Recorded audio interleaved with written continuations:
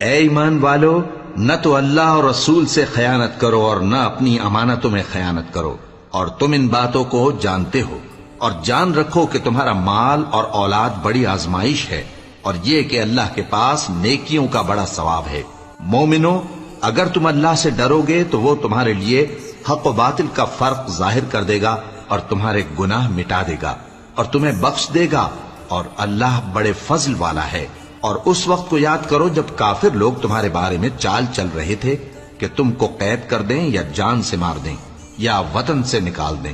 تو ادھر تو وہ چال چل رہے تھے اور ادھر اللہ تدبیر کر رہا تھا،